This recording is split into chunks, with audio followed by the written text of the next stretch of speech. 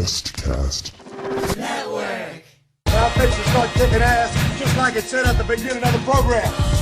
Man of the hour, tower of power, too sweet to be sour. Sending your ass on the jabroni jet to the other side of the territory, brother. The Alabama Hammer. Nightmares on the best part of my day. The goods from the wood. Hot damn.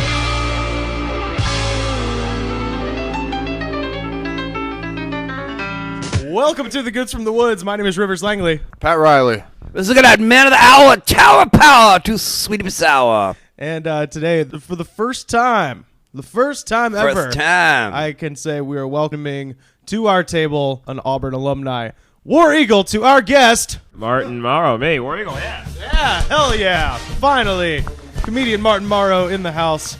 So Martin and I met in, I think probably about 2006 at WEGL 91.1. Like Eagle, right? That's right, Weagle. That's really Weagle, War Damn Eagle. And we met at the college radio station there. I was doing a couple shows, the Dr. Rock and Captain Fantasy show. You Captain Fantasy, Rivers? I was Captain Fantasy. And, who was Dr. Rock? my friend Chandler White. Okay. I thought it was just like a generic Dr. Pepper or some shit. Maybe you had that out while Captain Fantasy played records. No, well, Dr. Rock and Captain Fantasy are both songs by the band Ween, but they also happen to sound like cheesy DJ names. Good evening, ladies and gentlemen. You are still tuned in to the Dr. Rock and Captain Fantasy show, only here on WEGL Auburn. And you just heard some brand new music from the Walkmen. That was 7 years of holidays, and we started that set off with the Vivian Girls and All the Time. And now, ladies and gentlemen, it's time for your favorite part of the show, my favorite part of the show, everybody's favorite part of the show, the Double Shot Zone. Woo! Yes, finally. You guys were very popular because I remember me and Tubby would listen to you guys sometimes, and he was the one who put me onto it, too. Tubby, if you're out there, we say hi. Josh Mays, good man, Birmingham, Alabama zone. Josh Mays. What about Tubby? They're one and the same. And okay, yeah, that was when you said Tubby, I thought y'all remember Little Lulu.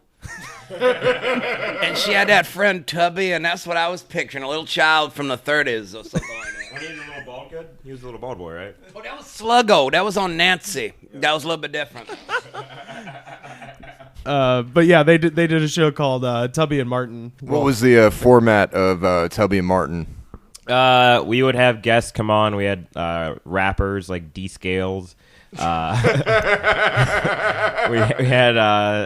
Paul McDonald, who was on American Idol a few years ago. He was on, a few people, and then we would also just play random music, like anything I liked, anything we just found randomly, we would pop it in there. Yeah, that was my favorite thing about college radio is how you could just, if you wanted to play a song, a country song from the 40s, and then play some Jay-Z, nobody was going to say anything. You were format fuckers. Yeah, exactly. Yeah, we could just sort of play whatever. So that's the main reason, because I had a lot of friends who went into corporate radio afterwards, and that was the main reason I didn't go into it, is because everybody... Because you had your integrity. That's how what it is. Right? Well, yeah, and I just, but yeah, everybody would be like, you got to play these 20 songs forever. Yeah, because I was on college radio, too, and they had the Heavy Row book, where it was all the books of CDs that were, sent by the record companies. Yeah. And we used to do a thing on my show where we would play... What was your show called? I don't even remember. We didn't even have a real... It was like, we just basically called it college radio. The show was called College Radio. And we would play all the Heavy Row songs at the same exact time. So we're mandated to play 6 songs on the hour by, this slate of CDs. So we'd be like, here's the Heavy Row, and we just play all 6 of them and go outside and have a cigarette or something like that. That was usually... At the same time, literally at the same time. You actually do that. Because they had 6 CD racks, Yep. So we would put all 6 CDs in and turn them all on at the same time and just press play at the same time. That must have drove away all 8 or 9 of your listeners. Yeah. that was the slogan on our T-shirt. WEGL, broadcasting to tens of listeners. Yeah, no, there was a... Sometimes you got to fake it till you make it. Oh, yeah, totally. Well, did you guys have a band, like a radio band, or was it online? No, it was 91.1 FM in the greater Lee County, Alabama area. It's still going. they say, and this is the internet or something like that, and they say that's the future. But I gotta say, man, it's really hard to beat that terrestrial stuff. Oh yeah, Because I did a thing once just at a friend's thing, and he was doing it out of a university, and I just had friends around town turning on the radio and just up and listening to it and shit like that. Well, getting the callers is hard to beat. Did you guys ever get any weird callers? We didn't get a ton of weird callers. We'd get some in every now and then, and if we wouldn't, I'd play a character and just pretend to be someone else. So that'd be like a big thing for us, was like our characters and stuff.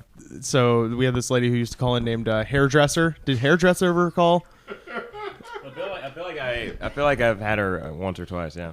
Hairdresser. She would call and she would just go, "Hey, I would just," and the funniest shit is you could hear like ice tinkling around in her glass when she would call. It was fucking hilarious because she'd be shit faced and she'd be like, "Can you play Jolene by Dolly Parton?" Or Bob Marley. That was her two things she wanted to hear, and she was always shit faced. That was her thing, and she would just talk your ear off for like an hour. And we put her on the air one time. We didn't have a delay or anything, so it was just going out live. And she was telling us this long, rambling, drunk story about how when she was, I think, 16, the pound picked up her dog because it bit somebody. And then they euthanized the dog basically, and then gave it to her. And she's just what I just told you took her 10 minutes to say, and then she's just like, "So I'm just sitting on the back porch, looking at my dead dog, smoking a cigarette." And I was like, "Wait, they let you take it home?" I was like, "Don't they have a trash can for that?" She goes, "Oh fuck you!" I was like, "Hairdresser, everybody." Martin, did you have any characters that were regulars when you'd do characters on the radio? And were they better than Hairdresser? I don't know if they were better than Hairdresser. There were no dead dogs for my characters. I can't really remember a ton of them. I know I would do French accent because I was failing French at the time. Was it French Jackson? A French accent. Okay, I thought it was French Jackson. But French Jackson sounds amazing. There's got to be something that great. Nepal. Bonjour, how y'all doing? A blaxploitation fur trapper. Trey Jolie, motherfucker. Wee, let me see some titties. I'm just imagining Richard Roundtree with the striped shirt and the the beret and the scarf. Yeah, that'd be amazing. Justice. Perhaps a loaf of French bread or some shit like that. Yeah, that has a gun in it. Yeah, I think we just created probably the next best blaxploitation character in film. Jackson. Yeah. Tarantino, take notes. Yeah, it's gonna be a blaxploitation French New Wave movie. Yeah, I want it all in French. Plenty of sex scenes with hairy white girls. I was gonna say that lots of I was gonna say titties, but who's the one you always see her ass and not her titties? What? She's blonde or some shit. Was that Bridget Bardot?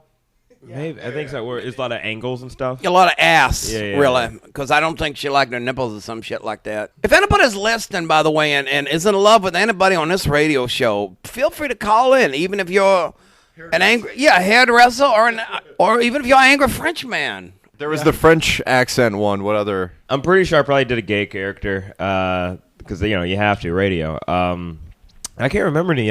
Probably a sorority girl. It's been a while since I've even thought about those. And then we would tell stories about, because the first wrestling event where I was associated with that I went to, Tubby went with me, and it was a shit show of a thing. What was it? So it wasn't a shit show because of Tubby. No. Tubby was great. Tubby brought it, right? Yeah. Were you working the Fuller's brother then? No, working the Fuller territory? That's a good point. Were you working Pensacola? Some shit like that. We were in Bob Armstrong doing the booking. Do you guys know where Leeds, Alabama is? I did 30 with California Hippie Boyette. Oh, fuck, Mike Boyette. Nick Goulish used to say to him, "You still taking them marijuana pills?" Sorry. We got kind of obscure there. Nah, man, you guys went deep. But let's go deep for a second, because really we've got to the point right now. We've got to the middle of the Scottish egg or whatever that everybody wants us to get to, which was the Rasslin. Yeah. So you were a professional wrestler For a bit, yeah, for about a year. Who did you train under? So we had, it was very rinky-dinky. There was a guy who was a trainer. Sometimes rinkies are the best dinkies, you understand? I agree. I think I agree. We had a dude who had trained under, some other guy. That leaves it kind of open at this point. And they brought 13 of us in, and we went to a ring that they had set up, and we took some bumps and learned like just very basic moves, just so we could try to put on a show. But before that, the way we tried to promote it, I met this guy Maurice on the set of this like local film we were doing. And we, sort of started talking, both were interested in wrestling, yada, yada. Decided we were going to put together a group. I started going by The Prophet. He was Chemo because he was the Cure. Like, that was his wrestling name and moniker. And so there was another wrestling company in Leeds. I can't remember the name of it now, but it was out of, like, a military base. And they just... These are just local indie promotions. Yeah, local stuff in Alabama, basically, all in the central Alabama area. And so we put together Unchained Wrestling was the name of our group, UCW. and there were a few of us. And sounds like some on BET or something. Yeah, right? Like that'd be late night BET. Unchained Wrestling. And just a lot of naked people. Just, yeah. I would watch that shit. I tell you no lies. Naked pro wrestling? Well, I've seen. It's the classical way to watch it, yeah, really. That's true. I saw China's last porno, so... Was it better than the first one? Yeah. So she did. Was it called One Night in China or something like that? So the first one was One Night in China. The second one was like Other Side Jackass or something. Backdoor to China. Okay. And then and then the third one was actually like wrestling themed. Like there was one where like the opening scene is like her and like it opens with like Vince and Stephanie in China all having a threesome. Like that was whoa. Now this was not the real Vince McMahon, no. Right? And the real Stephanie. It was lookalikes. The dude sort of looked like him, but then it ends with like a gangbang on China of like Hulk Hogan, John Cena, Iron Sheik, and Mean Gene Okerlund. Like gangbanging. Did they have Austin Idol in the gangbang? Unfortunately not. And what was the point of this fucking movie? Where was the gobbledygooker? The Undertaker! Haku! So and then it ended with like everyone laid out and her like naked, covered in jizz, standing like. So really, everybody won. Were they playing Triple H? By the way, real quick, I wanted to. I talked about this with Frank the last time we were over here to watch Hell in a Cell. I've got the WWE Network. I've really been enjoying it, but it also reminded me that Triple H had a theme song in between the DX song and the Motorhead song, with the little with the guy going, "Is this on?" And then he goes, "How about a hit of that Triple H?" Yeah, and he goes, "How about it?" He goes, "Let me get a hit of that Triple H," just like that, which makes no sense. It's made for this porno. That's what I was thinking. 1, 2, is this on? Yo, Jimmy, hit me with that Triple H. Is this on? Let me get a hit of that Triple H. I think you just want a hit of that Triple H. Sorry, Martin. So yeah. So our big plan, we had one of their referees was actually like a turncoat. He was going to be with our group, but in order to promote our company that had not actually done anything yet, we had all these T-shirts, and I had Tubby come with me, and we brought our friend Brett. We had to pick up this dude named Little James. And Little James is like excuse me, like a 6'7", 6'8", easily the most mentally challenged man I've ever had like a full conversation with, but like in such a beautiful way. Yeah. And like I remember his MySpace profile was like the About Me section was like, Undertaker's my favorite wrestler. I was adopted when I was 5.5. Like, that was it. Yeah. And but just such an adorable dude. Like I remember our first interaction, we were riding down to Leeds.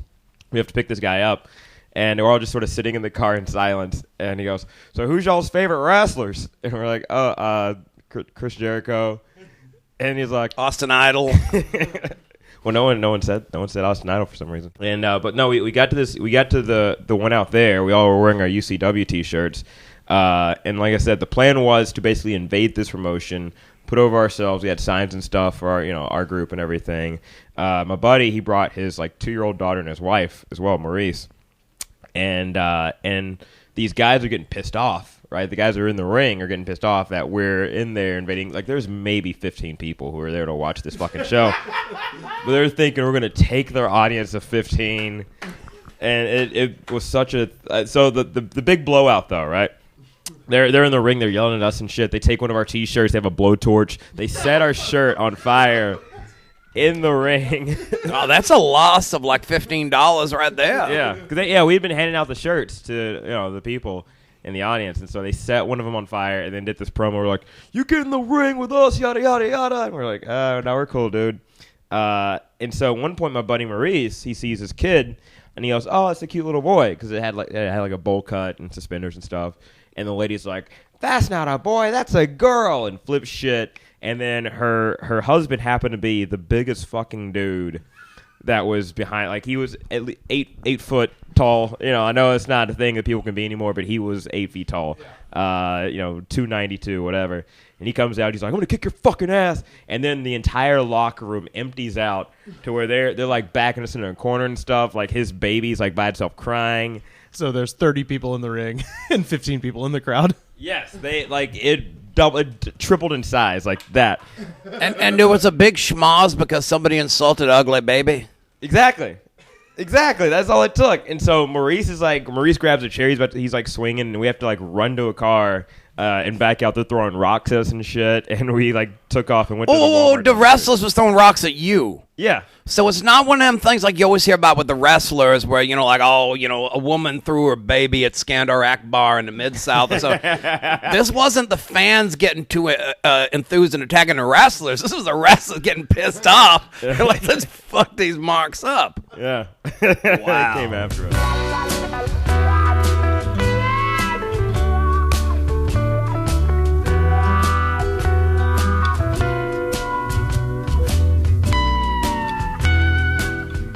When did you get in the ring the first time? It was in Montevallo. I went to Montevallo my freshman year. Montevallo is a very, very small town. The most exciting thing that ever happened in Montevallo is P.D. Pablo came and gave a concert there. And that was it. That'd be the most exciting thing in a lot of places. Who's true. that? Is that a pitcher or something like that? No, he was a hip hop musician. He did the song "Raise Up." By the way, just hold up. Have you ever heard and "Freak a Leak"? I thought it was a baseball player or something. Have you ever heard the remix that he did after 9/11 of "Raise Up"? No, I didn't. He did a they were getting on board. All the country musicians were getting on board with 9/11, and he did a version of "Raise Up" where instead of North Carolina, it was USA, come on and raise up, take a flag, take it above your head, spin it like a helicopter, What? Yeah.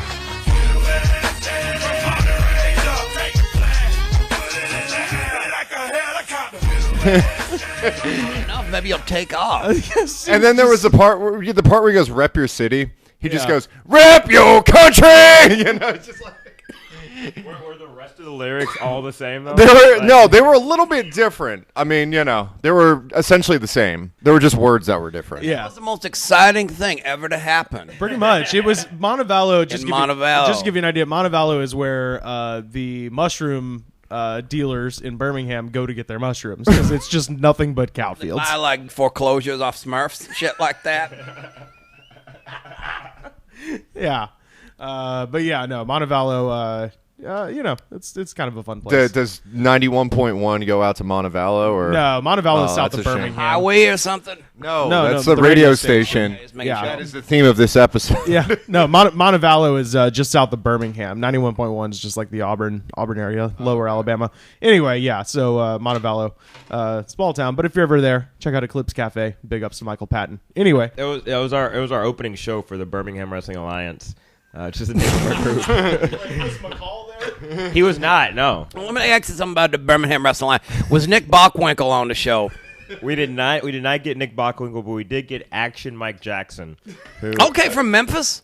I don't know. There may be several of him. I know Yeah, that's true. There might be a lot of Action Jacksons. Yeah. Yeah. Well, no, there was a lot of gimmicks like that. Like there was a couple of Sweet Brown Sugars and stuff like that, and there were imposter destroyers all the time. There was a big Slam Vader.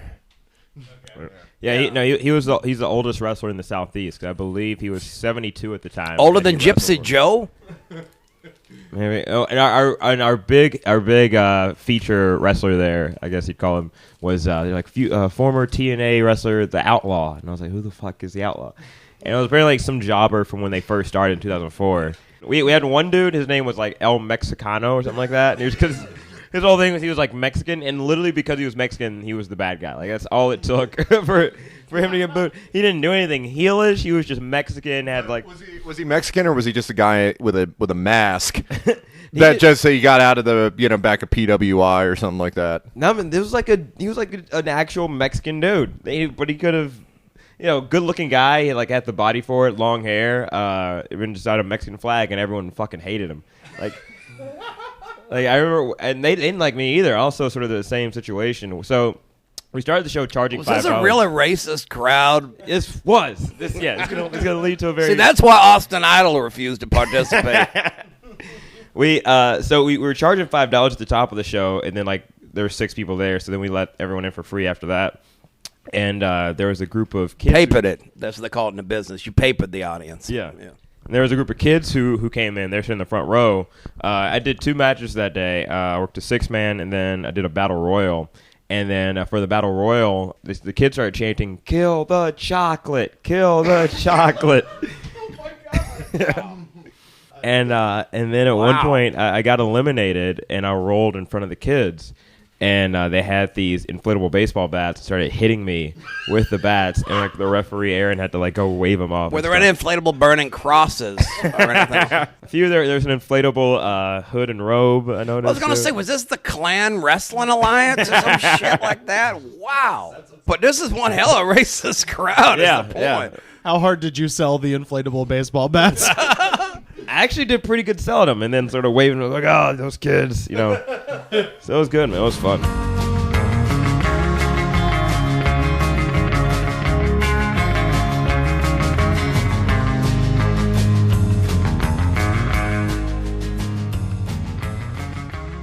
Did you wrestle for a long time, or did you just do a couple indie shows like this? I just did a couple like that because I was still in college. And I also had like a bum knee because I did amateur wrestling when I was in middle school for it was just for like a year. Oh, so Vern Gagne, did you train under him? Because he would have liked that. Yeah, under him, Killer Kowalski, all those guys. I went to the Eddie Sharkey camp. Like some bodybuilder types, you understand? But yeah, man, I was more focused on school and stuff, so I got out of it and started doing comedy and stuff like that. And I went back in I want to say 2010. And worked a thing where I took a flip flop chop from Cabana Mandan. It's like a swanton dive, which was fun. But it seems like that you were allowed to you were able to wrestle a lot without a lot of training, so they must have been really hard up for people. I mean, they had I think a lot of us just hadn't been that well trained. And I was able to do, like I said, do the bumps and stuff like that. But I was just there for fun. Maybe they needed people. Maybe they just needed like a black dude who was into it. And wouldn't mind like the fucking 1956 chant. Well, that's probably how Action Jackson got started. Yeah. Did you get an extra $5 on your payoff for dealing with that? No, I got the standard 13 like everyone else. It's like the Brickhouse Brown story or something.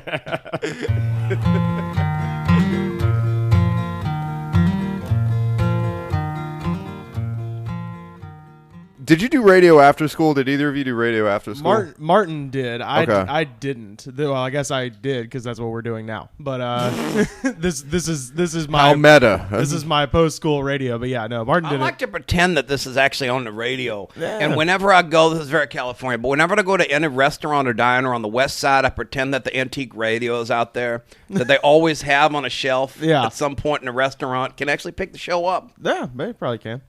But yeah, Martin, you went in to work with the hilarious, amazing comedian Roy Wood Jr. on his radio show, and the stuff I've heard of Roy Wood's from the show is just his prank phone calls, which are like Roy Wood can get people more pissed off than I've never heard anybody so fucking angry. RoyWoodJr.com. Oh, so how about it, buddy? Chet Walker calling you about your grandboy Jared. What's he up to? Well, sir, right now, you know Jared's down here in that fraternity down here with them football boys down there at Auburn University. Yeah. They get to drinking last night, and your boy then made my boy drink all that damn liquor, and the son bitch found himself in the hospital this morning with that alcohol poisoning. And your boy's the one gave my son Devereaux all that liquor. Devereaux ain't but 19, and I'm mad in the son bitch, I tell you what, because I got good reason to go down to Auburn and whoop his ass. Because I ain't trying to whip my ass, you bad motherfucker. Why don't you teach your damn boy to stay away in all places like that? Buddy, why don't you teach your grandboy not to give people liquor and they ain't of age yet? Fuck you and you damn boy, buddy. Why don't you come down here where I'm at and meet me halfway and I'll fuck you up? Black booty walrus. The person you called is no longer on the line. So how did you get hooked up with Roy Wood to do the show?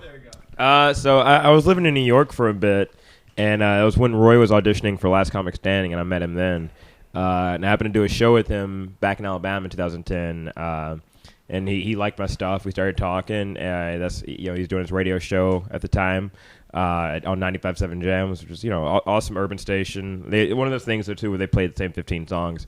But Roy was bringing a lot of great original content, and he told me about this idea he had called it was basically sports announcing, but for the pulpit for church events and stuff like that.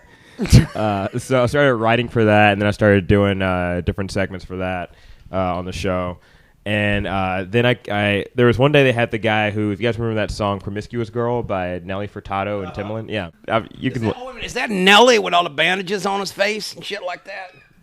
There's a different Nelly. Yeah, okay, there's more than one. But the dude who wrote that, he came into the station, and I was hanging out that morning, and I snuck away, and I called in, and I did this character named Marsan, who had a rap called Age 10. I was like, hey, man, can I rap for y'all on their station? They're like, yeah, man, go ahead, spit. So, all right. On my grind at age 10. On my mind at age 10. Got ass at age 10. Skipped class at age 10. Had a gun at age 10. Had fun at age 10. That's it, man. And they were like, what? And it became a big segment. They played it again later that week, and because people kept calling in yo, get that dude off the air because he's clearly something's wrong with him. And but then it became a reoccurring character for maybe over a year or two, where I would call in as Marsan and have these whack ass raps. I think my favorite one was called "Welcome to Target," where the whole song was about coming to Target. And I had another one called "Purple Bear" about the bear from Toy Story 3. What was the Target one? Let's see if I can remember. Let's see if I remember the Target one. I remember the chorus was "Welcome to Target, welcome to Target, what? Welcome to Target." And I would throw in stuff about DVDs for $9.99 and wearing red shirts and khaki pants. I think I got my khaki pants, so I look fine. Got these DVDs on sale for $9.99. Welcome to Target. Welcome to Target. What? Welcome to Target. Let's catch a little bit of Purple Bear.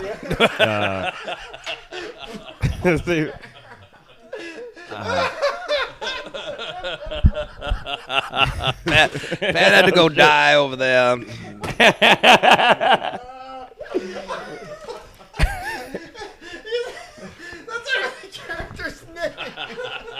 It's descriptive though, because he is a purple bear. Yeah. And there's another classic, called Minx, which was about women who were in their 70s and 80s, post Cougar women. They were called Minx. I was like, Minx. I can't. Yeah. And it was all about just really gross old shit, geriatric hands and stuff like that. I'd have to look some of them up, and then I created another character after that, named Kenny from Calera, and Kenny was New York's best friend. And they were worried if the character would catch on because he wasn't gay, but he was or he never came out as gay. Like he would always talk about having a girlfriend and stuff, but he'd be like, I just came up with a new product. This is called glitter mittens.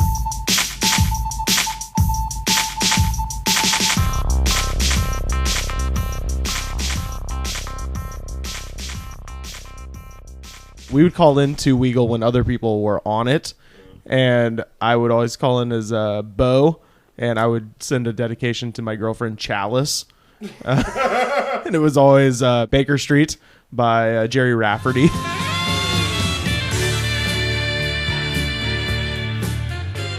That was the song I always asked for, and then I would have other friends call in as Chalice, asking to play something for Bo. And then we would just have back and forth fights and shit like that. But anyway, I would always call him, like, yeah, I got in a fight with Chalice again, and just trying to get a dedication. Jerry Rafferty's Baker Street for Chalice. It's like Alice, but it's a cup.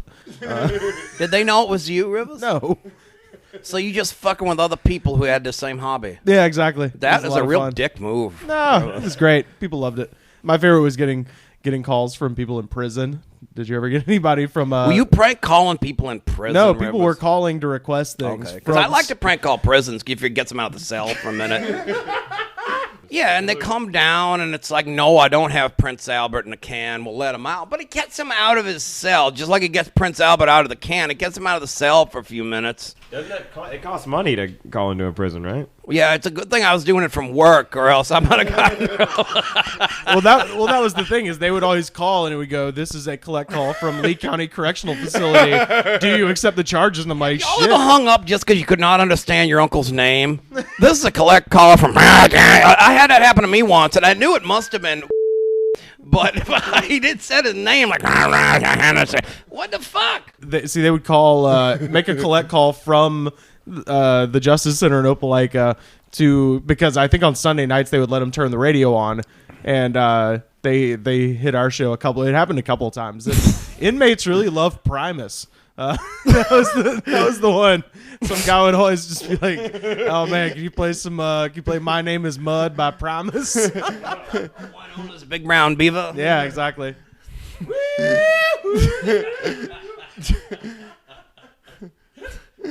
Oh shit.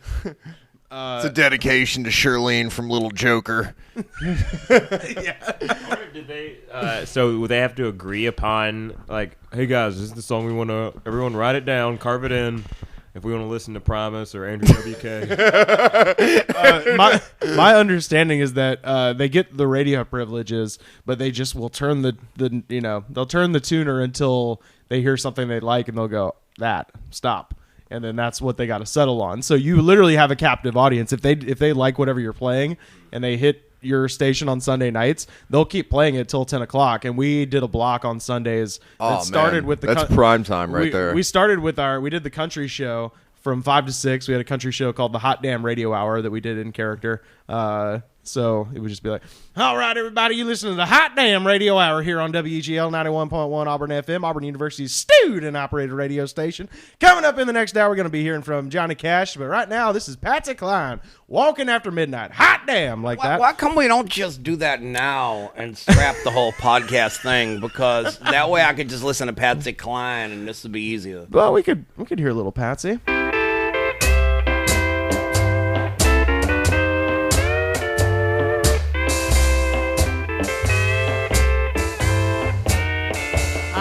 Out walking after midnight, out in the moonlight, just like we used to do. I'm always walking after midnight, searching for you. Yeah, that's nice, right? Wasn't that beautiful? Hell yeah. Seriously, I tell you, man, there's no better made record. Yeah, it's good shit. But so we would do that in character, and then that was the one that they actually found us on a couple times because they would start turning it on at 5 o'clock, and then we did the rock and roll show from 7 to 10.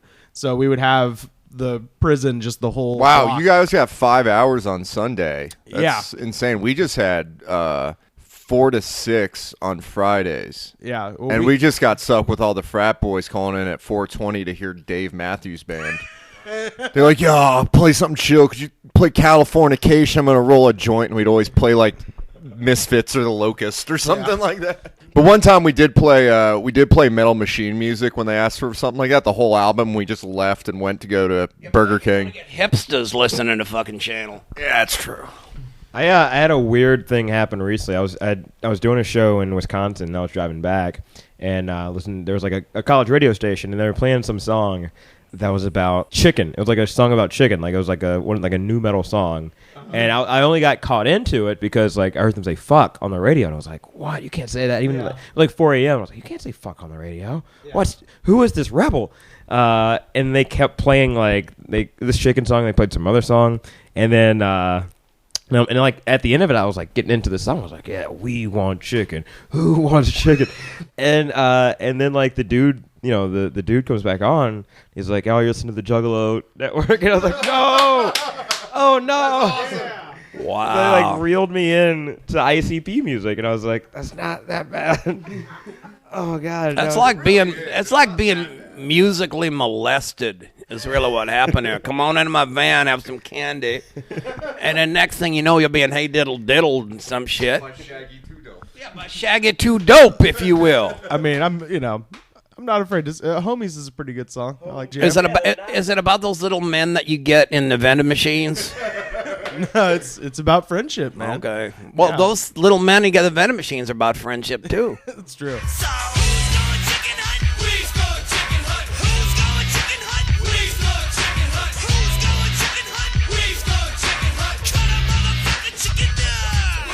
There was a bar in downtown Auburn called Buffalo's that used to just keep Weagle on, and this was like a nice like a crowded sports bar. So they would keep it on through our news show that we would do in the afternoons, and then into just whatever was on afterwards, which was usually Chainsaw Cafe, which was the fucking just like metal. Oh, I thought it was like just all Jackal.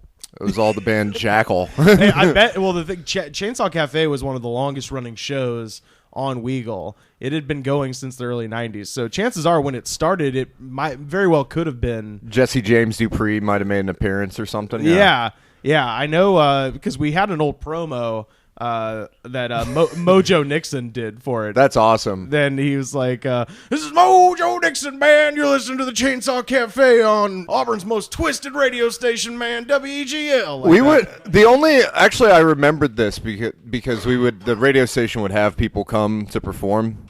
They used to have concert events. And one time they had this was at Emory? Yeah, WMRE. Okay. I didn't know Emory had a station. It's online and on the local closed circuit. But Cool Keith came. Oh, which is awesome. Cool Keith's a great guy. But is he cool? He's cool.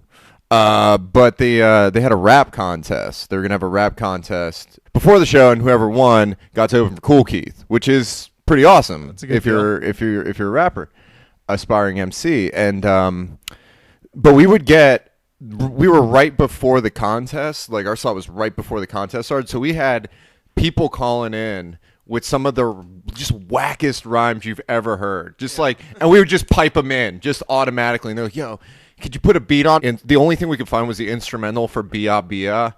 And they would just do their just super whack, already written rhymes and of course it didn't fit whatsoever. And the whole show ended up becoming, we didn't even play a single song. It was just people calling in, hey, can I spit my verse? And it's like, yeah, sure. Yeah. You got beat. And then we just put on Bia Bia, and it was like 2 hours of nothing but that. Our show sucked, but it was the only one that had redeeming value to it. There was one guy who was rapping, and mind you, we had even though we weren't on like terrestrial radio, we were online, they still kept the 7 words you couldn't say. Community standard. And the GM was in there. And this guy proceeded to, and it was like a minute long, and I think he dropped the N-bomb like 40 times. Like we counted it, and we were like, congratulations, sir, you dropped the N-bomb 40 times in a minute. Christ, it wasn't a white guy. No, it wasn't. Either that or it was one of the frat boys putting on a really, the best ruse ever. Yeah. It was the kid with the inflatable baseball bat all grown up. It was very awkward because we were just sitting there like, what are we supposed to like? Because this is a running gag. Like we're doing the whole episode in this gag, and then it reached this point where the guy's just like doing this. And it's like, man, that's why we can't have nice things. Like, you know, we just like this guy just completely ruined it, and then you know. We just had to, like, the GM was just like, shut it down, and we got a talking to for 20 minutes, and as punishment, he played the first 4 tracks of Under the Table and Dreaming by Dave Matthews Band as punishment that we had to, like, play that on our show. Wow, I thought the Constitution protected from shit like that. It don't apply at Emory, though. Not when you're living under the Articles of Dooley. Well, we told everybody to keep it clean. We were just like, all right, as long as you keep it clean, and everybody kept it clean until that one guy called in, and it was probably Cypher Kanai. It was probably Cypher Kanai of Little 5 Points. Yeah.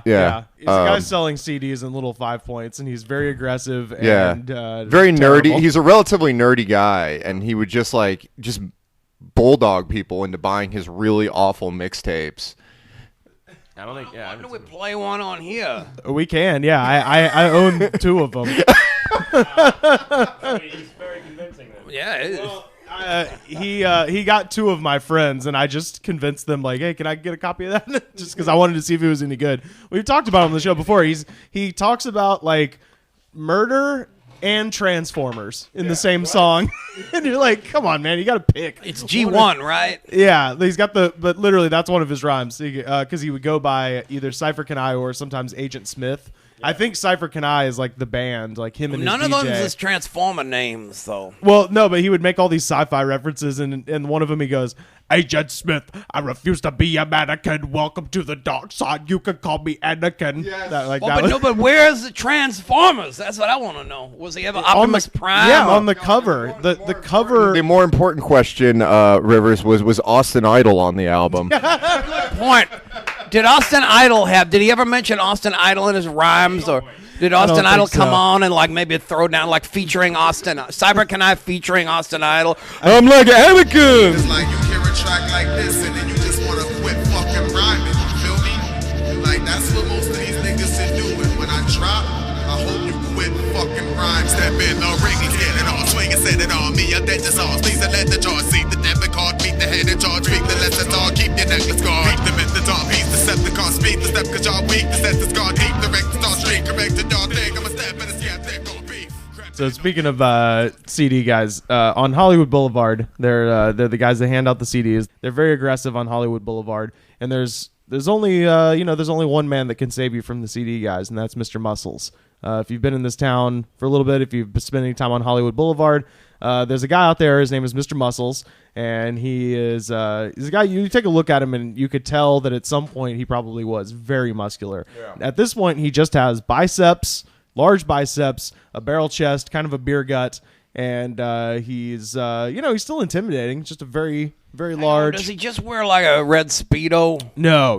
Because there's a guy at Venice Beach that's one of them ex-bodybuilder guys. Yeah. So I think Muscles probably started on Venice Beach, but from what I've been able to figure out, he is a bodyguard at night. That's his night gig, and then during the day he just wears a black tank top that just says Mr. Muscles on it. Right? Who does he bodyguard? Do you know? I don't know. He says he's a bodyguard. Maybe I'll get him working for me at this rate. But because John Faso and Frank is a phalanx does not make. But anyway, so I'm a tour guide, so I see this guy every day on Hollywood Boulevard, standing in front of Grauman's Chinese Theater or in front of the Wetzel's Pretzels across the street. And so I just became curious, one night, and I was checking out the internet, trying to find any additional information on him, and I did not find any information on him. The one thing that you have to mention about Mr. Muscles is that whenever he is near people, he throws up his biceps. Yeah, throws up his guns, and he just goes, Mr. Muscles has arrived. Mr. Muscles has arrived. Just like that. And and he'll scare the shit out of you too. Like if you're just standing there and all of a sudden you just hear like, and you're like, whoa, Jesus, where did you come from? Yes, better call somebody. I'm an ass man. But Yeah, so I was trying to find some more information on Mr. Muscles, and just a cursory Google search did not really give me any information. Were you asking about Mr. Bucket? I put the balls in my top on Mr. Bucket. Balls pop out of his my mouth. butt That's pop what it on said. Mr. Which Bucket. is why Mr. Bucket can be very disappointing.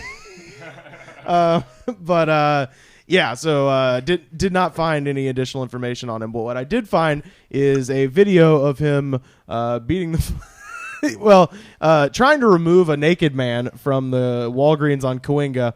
And I think people. I think you need to clarify this a little bit because this is near Hollywood Boulevard, and Hollywood Boulevard's very weird because it used to be like the seediest place heroin on earth. It was nothing just but heroin. Heroin and prostitution and just like these really just dire, like just it was awful. And now it's like trying to gentrify itself into being Times Square, but there's still like nothing but head shops.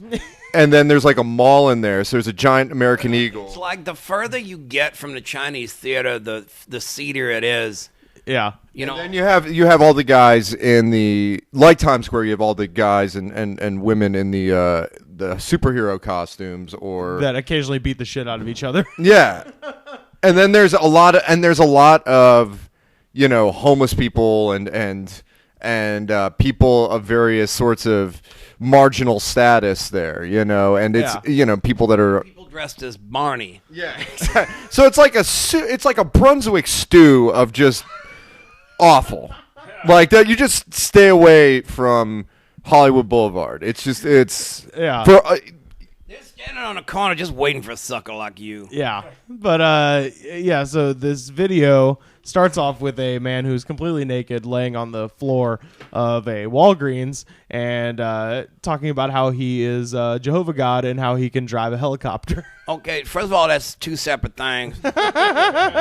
Second of all, maybe he was hot. I think he was hot, but because they don't air condition very well out here, and you get hot, and it's like. That's my favorite part. He goes, "Don't make me fight you forever." Well, he is not. The point is, he is not Jehovah. I mean, there's the. He kind of looks a little. I mean, he's. No, let's not blaspheme. This Jehovah is almighty and created the heavens and earth, and does not go in a 7-Eleven. Mr. Muscles comes in, saying his catchphrase, wearing. But holding a camera, which kind of ruins the effect. Well, he's filming, and then he's also wearing his Mr. Muscles T-shirt. Well, he should have just come in flexing his arm, like, Mr. Muscles, and then just move this boy out. Mr. Muscles is entertained at this point. Yeah. Mr. Muscles is also very drunk at this point. Yeah, because Mr. Muscles sounds like he has brain damage. No, I think that's just how he is. No, there was. I think based on the description under the video, he was like the guy said he was a little bit intoxicated Muscles too. was? Yeah. Well, Muscles was intoxicated. Oh, now we got to look at that shit. Somebody put a fucking pack of fucking natty ice in front of his pecker. Oh, he stood up and it was like, get back down on the ground. We don't look at that shit. So here now, Mr. Muscles walks over to the guy and originally he's trying to help him up. The guy stands up and immediately takes a swing at him. Which isn't a good idea when you're naked. Yeah, when you're naked and you're fighting a man who's named Mr. Muscles. There's a good chance he's going to beat your ass. Mr. Muscles is kind of doing some private work on the side here. Yeah, dude, he's about to kick him in the balls. Yeah. No, I'm not the devil. I am not the devil. Get out. I am Jehovah God. Leave me the fuck alone.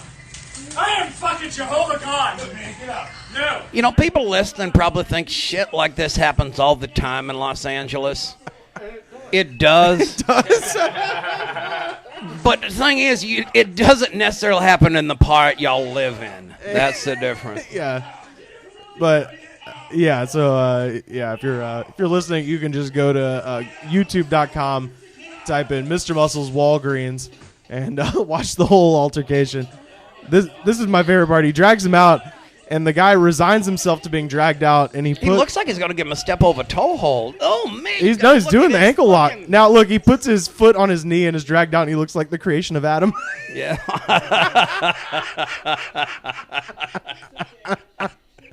I like that. So yeah, Muscles drags him outside. Somebody get him a pair of fucking pants. He's just gonna Muscles, grab him a beach towel so he's got something to wear. I don't want to look at his goddamn dig dogger the whole time. I don't know how he got home. There's so many questions. If you read the description, apparently the naked guy, was walking his dog naked down the street and tied his dog up outside and went into the Walgreens and kind of had a bit of a breakdown. Wait, he was already naked walking the dog, and then he had the breakdown. Maybe the dog was helping him find his clothes or something. Yeah, I'm curious as to how no one stopped him at any point. Like, hey man, your dick is out. Like no one. That's exactly. Well, we've got the printout of exactly what he says. He says, "I am Jehovah God. This is my land. My grass is my land. I can fly a helicopter."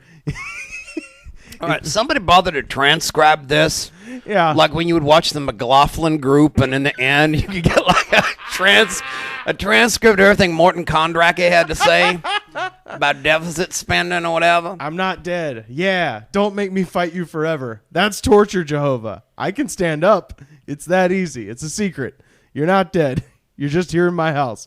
Sorry, it was a mistake. No, really, it was a mistake. That's it, dude. It's a secret. I'm sorry. No, I'm sorry. I bet the dog completely understood him. The dog was telling him all this shit. I feel pretty bad for the dog. Having to live with this idiot.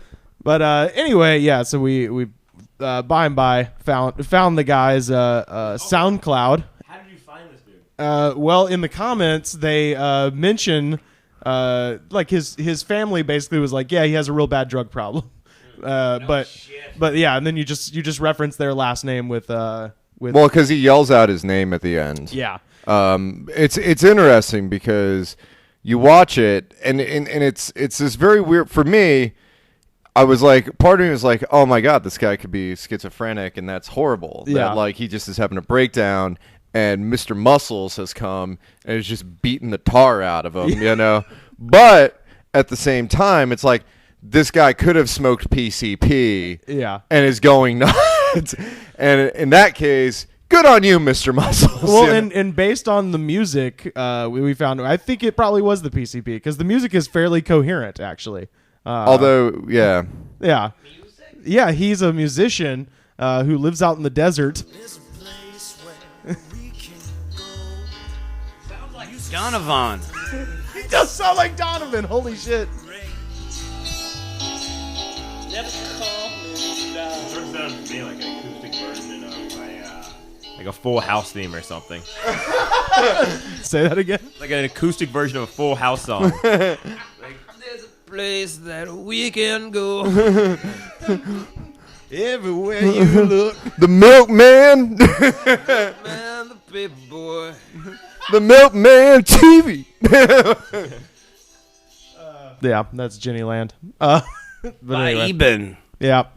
Eben running around naked with his dog and going into Walgreens, you understand? But I just wanted to throw that in. I've been enjoying that all week, just that that fight. There was even one of those Taiwan animation that, you know, how there's that Taiwanese news site that'll do the computer animations of all the incidents and stuff.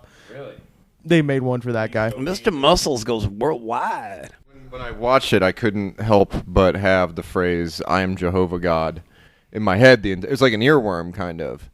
And it was like I'd seen it right around the time when the last wrestling pay-per-view was. So I was hooked on the two phrases, "I am Jehovah God" and "Corporate Kane." And they became the most fun things to say for that day. Drugs hurt.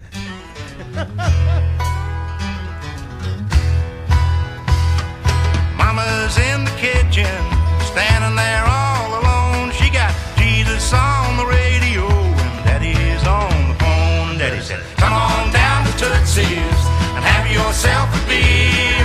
Mama's in the kitchen, standing there in tears. My mama loved my daddy, but it's breaking up our home. She got Jesus on the radio, and Daddy's on the Martin, where can people find you on the internet, sir? Twitter at Martin M. Morrow, and that's MORROW. Check out my website, martinmorrowcomedy.com. Also Instagram, M Morrow Comedy, and on Facebook, Martin Morrow Comedy. Do you do comedy in Chicago now? Yeah. I'm still out in Chicago doing stand-up, improv, and sketch, and a little acting as well. Do you do any road stuff? You know? Have you mentioned? Sweet, yeah. So December 23rd, I'm going to be doing Yellowhammered in Birmingham. And I'll be in Florida also later that week. So. Oh shit! I'm on that. Yeah, so we can actually announce this now. So past guests of the show, Joe Raines, Wes Van Horn, and I have been running a show in Los Angeles since July called Yellowhammered in their backyard, and we are taking Yellowhammered to Birmingham. We're taking it back, and we're gonna have Martin is gonna be there performing, as well as Mr. Goodnight, Roy Wood Jr., a couple more people. It's gonna be a great night. So Yeah, can I say something about that? yes. I know there's probably a lot of women out there that listen to this program on the radio, and I want all the women to come out that night, you know, and a woman that's attracted to the sound of his voice, and a woman that just is curious or something. All the ladies, I really want to see them there that night because it will be a special night for all of us, both after and during the show, you understand? Yeah, so that's gonna be at the Bottle Tree on Yes, 3rd so be Avenue there, in hunters, be Birmingham on December 23rd. It's going to be $5, but with your $5, it's going to be a bunch of barbecue and great comedy. So Possibly a night of passion that you'll never forget. You might get a backseat backseat knee burner. Where are you performing in Florida?